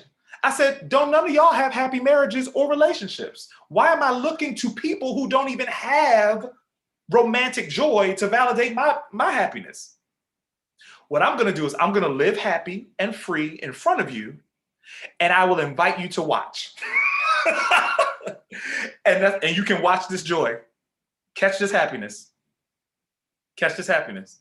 It's funny, that's something that's innate in us as a people. I remember Catch This Dance. And what I realized is you can find joy anywhere. Going back to my mother being a minister, there's a script, in the New Testament, there's a story that talks about how Paul and Silas were locked in this prison cell. And they began to sing and dance and sing praises to God. And then all of a sudden it began to shake the prison and the doors opened. The idea behind that story, that now my parable, I would say, is that whatever is holding you down, whatever is shackling you, if you can find a way to have joy, you can praise your way right out of that situation. So definitely don't beat up on yourself and don't allow other people to beat up on you before you even reach the beginning of your dream. Absolutely not. Absolutely not. You're going to be a star. How about that? Tell them I said that. Older, big, black woman, yes, star. And there's lots of examples. Oprah's one of them. We can keep going down the list. Don't let people talk you out of your dream. Heck no. I almost cussed. That made me mad. More questions. What y'all got? I haven't really been looking at the chat. We have one more. Hunter Cat says, what should a young artist strive for in terms of creating short-term, long-term goals after graduation for auditioning, making connections in the industry? The thing I would say to strive for is to exercise your craft. Exercise your craft. That's the first thing. People like helping people who are already doing. I know that sounds crazy. It's the same tricky thing with an agent, right? It's like, I need an agent to get a job, but then an agent doesn't want you unless you've been working. It's the same kind of thing. So I believe that this world is built on a bit of the law of attraction, right? So if I graduate and I'm busy, I got 2 short films that I'm working on, I've got a web series that me and my homegirl are doing, I've got da-da-da-da-da-da. As you're creating and doing all that work, you will attract more work. It's also the tricky thing of when you're working as an actor, usually more work comes. Or sometimes you just got to let go. You got to surrender and not need it so bad. A lot of people say, I want to be an actor so bad. And I'm like, and that's why you're not going to get it. You got to want to be an actor so good. When you take that desperation and that negativity into your desire, it's like a wall and you keep bumping up against it. I bumped up against it for years. I was like, nobody's going to work harder than me. Nobody's going to be more. I'm off book. I'm crossing my T's. I'm dotting my I's. I remember there was a pilot season. I will never forget it. There was this pilot I wanted so bad. Ooh, y'all, I wanted to be on this show so bad. It never got made, but I wanted this show. And so I had so many auditions that day. I had 2 pilot auditions. I memorized both. And then I had this like little guest star. I didn't even really look at it. I went in for those pilots and when I tell you I murdered. I went in and I was like, tell me when you're ready. Boom, killed it. Amazing acting, levels, emotions, blah, blah, blah, blah, blah. Didn't get it. Thought I killed it, didn't get it. I go to the one I didn't even read. I'm outside the room and I'm like, blah, blah, blah, okay. I'm just gonna have to read it. I go in the room, I'm basically reading. I dropped the paper. I fumbled the words. And which one did I book? That one. At the end of the day, sometimes you book before you even open your mouth. We want you to come through. Sometimes as soon as you step in the room, you're exactly what the person's been looking for. So I say all that to say, I'm not saying don't be prepared, but what I'm saying is sometimes when you think you need to work so hard, what you don't realize is you're generating resistance, you're generating negativity, you're generating working hard as opposed to enjoyment. So the moment you take your craft and you go, I love this. I love what I get to do. I love creating. When I graduate, I'm going to continue to do that. And I'm going to find ways I can do it on my own while I'm auditioning. Because the truth of the matter is once you blow up and you're big, they're going to ask you what else you got anyway. Nowadays, it's about being the multi-hyphenate. If you're J-Lo and you can dance, we're going to also ask you to sing. If you can sing, we're going to also ask you to act. If you can act, we're going to also ask you to model. If you can model, we're going to also ask, can we bottle you and put you in a perfume? That sounds good too. So you have to use all of the passions. I would also say that if you're an actor, What other passions do you have that you can bring to that work? There are people that I know that were biology majors, people who love history, people who love music, people who love other forms of art. All of those things help support the internal person that you are, so that when you come to your craft, you're full. You're not two-dimensional and flat. So you want to bring all that to your work. I know Morgan has a question. What up, Morgan? No. Can I go ahead and talk? Can you guys hear me? Can I go Yeah, ahead we and can hear you, speak? Morgan. How are you? Okay. Hi, how are you? Good. Before I ask my question, I just want to say that I'm really happy to be here, and I've watched you on a lot of your projects that you've done. I've seen you on Queen Sugar and When They See Us, and when I heard that they were doing this, I was kind of like freaking out, and also you being George Washington for Hamilton was like amazing, because obviously I love Hamilton. It was the first big thing I got to see with people of color. But anyways, my question was, I come from a small area, and I got this passion from watching people and watching acting and watching movies and things, but I never got to see people look like me get a lot of the lead roles. And if they did, they were, just barely, they weren't actually, they were very light toned, and I'll always fit a certain role. And other than that, they're always best friend and side character. And I have to deal with that kind of casting out here a lot, because I live in a small city. So like when you get into the business, how do you deal with that, like that typecasting of how they always want you to be like that side character, or like you don't fit the role, you don't fit the character, but it's really just because you're Black or you don't have the hair that they want, or it's like, how do you deal with that? Because I come across that so much, and it has like stopped me from getting a lot of roles just because of that. Yeah, you almost have to ignore it. You almost have to place your focus and your eyes on what you do want, not what you don't want. So what I mean by that is my brain, right, can spend its time focusing on this didn't happen because of that. They don't see me because of that. I can't have that because I'm this. I can't have that because I'm that. Or it can say, I'm aware that this is my reality, but what I choose to focus on is every single woman who is doing exactly what I want to do. I can focus on Viola. Viola is chocolate. I can focus on Angela. I can focus on, and actually what you don't realize is, going back to what I was saying about the marketplace, I won't say the project, but there's a project that's going to be a big project in Hollywood.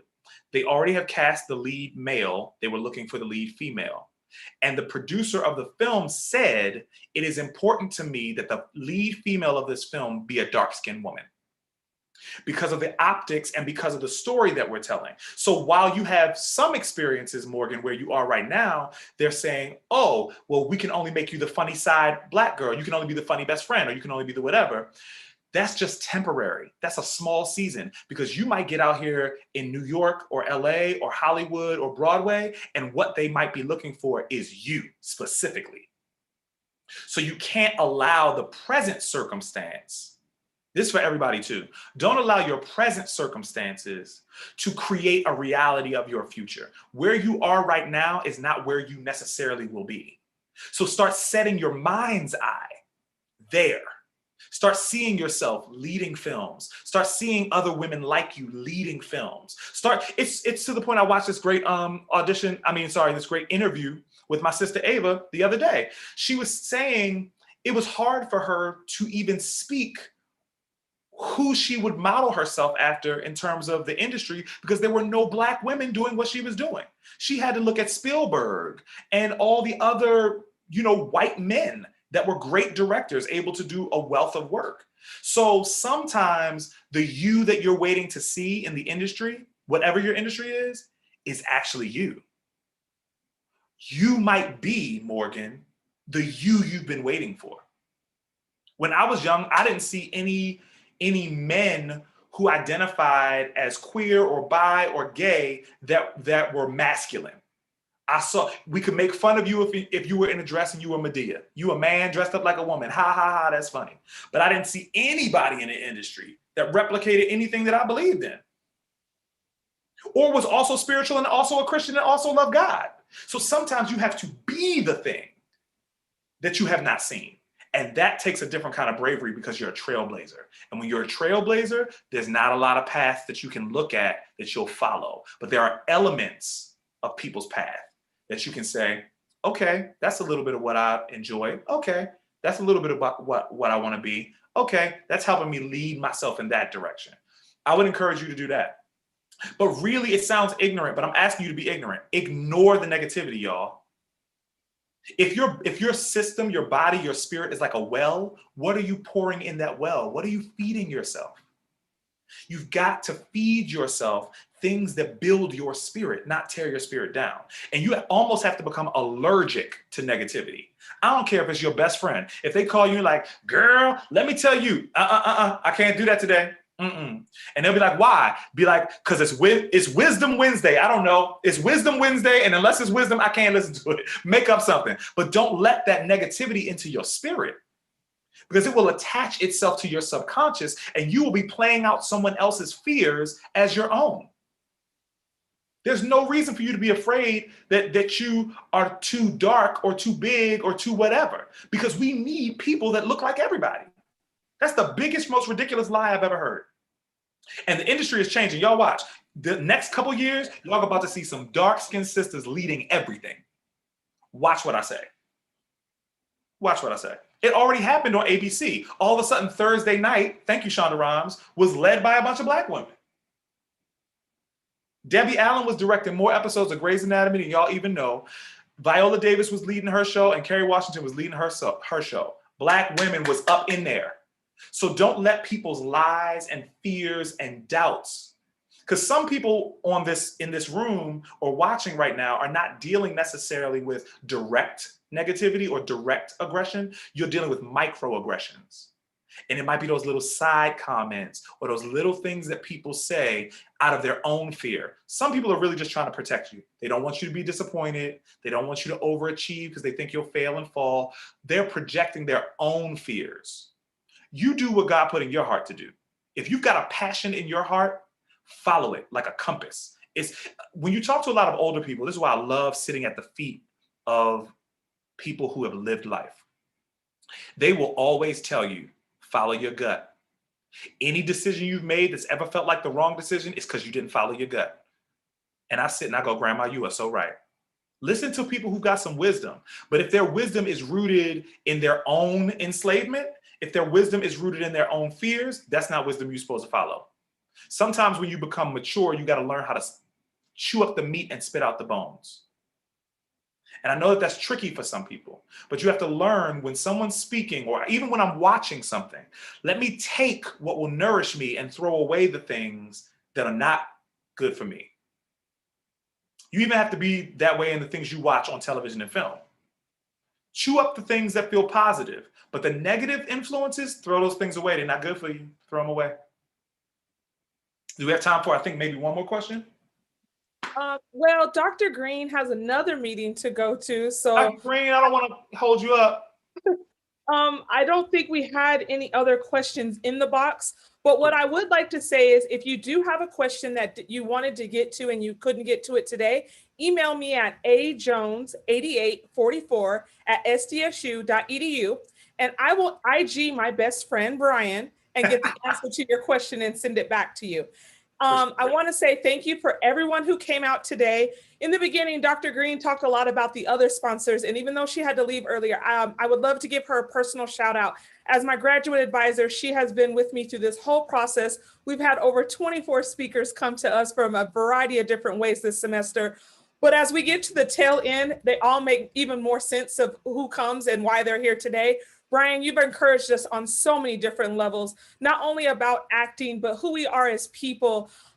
When you're a person who has dealt with rejection, and I can only speak for myself in this moment, is to understand that it's not about rejection, but it's a redirection is huge. And Dr. Green wanted to say ski week to your mother. I always say I don't support the girls who wear stank pink and green because we wear blue and gold. Just joking. All jokes aside, but thank you for our wonderful moderators who moderated, Julio and Sierra. You guys were both amazing. Shout out to our amazing sponsors, the Black Resource Center, the Musical Film and Theater and Arts Alive. This was all made possible for partnerships And if I could tell anybody walking away from this today, there is power in partnerships. So I want to take a personal point of privilege and ask you, Mr. Bryan, as we're mentoring young Black students who are on film, Sierra's an amazing person. And I don't know if you take on a mentor, but if you could mentor her just one time within this next year, would that be something you'd be willing to do to give back? Absolutely. Absolutely. And I was going to tell you all, if you need to hit me up on IG, it might take me a little second, but I promise you, I will return any question, anything you need. And I really do believe in each one, teach one. God has blessed me with a lot. And I feel like it's my duty to share that. And that's not just in the industry, that's just with life. So Sierra, anyone who feels like they need mentorship, questions, things like that, even if I'm not the mentor for you. I remember there's another friend of mine in the gospel industry, one of the Marys, their daughter wants to go into musical theater. I know musical theater, but I knew in my spirit, there's another person that I know that's a perfect mentor for her. And so I'm open to be a mentor, but I'm also open to sharing my network because there might be the right kind of person on the right path to speak into your life. So I'm definitely a resource for sure. Hit me up at The Real BTC on IG. And I wanted to show you all that because there's power when you come to programs like these. You never know who's in the room with you. You never know what opportunity is going to be presented to you. I get all these crazy God-given ideas and I never sometimes understand them. But when I get to these moments like this, it makes all the understanding. We're living in hard times. This is Malcolm. My grandma used to say, we're Martin's kids. These are Malcolm's kids. These are Malcolm X's kids. You guys are on the forefront of social justice and we want you to be encouraged. Just shout out to everybody who's come. Now, Bryan, you do owe us one really huge thing you forgot to do in the beginning. You owe us a song. And so one of the things that we always do when we end our programs, we normally play Before I Let Go by Beyonce, but whatever your vibe is today and whatever you want to sing us on our way out, we yield to you. And you all just want to say one more time, thank you for coming. Take this. I will be emailing a video out if you want a copy of it to go back. There were nuggets that were dropped in here that were life-changing. And you need to go back and re-listen to this and get your whole life together. When you get discouraged, you can have this video to remind you of what Bryan Terrell Clark poured into our lives today. With that being said, take us out, DJ Bryan Clark. All right, I'm gonna do a little piece of something, and I see Miss Nadine on here. I'm gonna let Miss Nadine decide. Should I do a little bit of Hamilton or should I do a little bit of Sam Cooke? Because my boy Leslie Odom Jr., shout out to Leslie, has been nominated for his role as Sam Cooke. So shout out to him and Andra Day, my girl Andra Day, for winning the Golden Globe for Billie Holiday. So my friends are doing some beautiful things, sending positivity to them. But I'm gonna let Miss Nadine decide. We want a little bit of Hamilton or we want a little bit of Sam Cooke? It looked like she said Sam Cooke. Oh, I ain't even sing this morning, Miss Nadine. I ain't even warm up, but here we go. I was born by the river in a little tent. Oh, and just like that river, I've been running ever since. It's been a long time coming, but I know a change gonna come. Oh, yes, it will. All right, that's it. Oh my gosh. That's Miss Nadine. Thank you. And thank you, Sarah. That was awesome. And again, thank you all for coming. Bryan, you are amazing. We are connected for life. I'll be in LA in a few weeks with Mr. Keon Harold, so maybe we can connect when I'm there. But you guys, this has been amazing. We thank you. Next week, we have Frank Williams, who is the producer of Who Killed Tupac, who's also alum of San Diego State, that will be with us next week. And then the following week, we're going to close it out with a heavy hitter. TD Jakes' daughter, Sarah Jakes Roberts, and her husband, Pastor Torre, as we talk about how now, protected and promised, the Black church and social justice. So we'll see you at one of our upcoming events. Have an amazing rest of the week.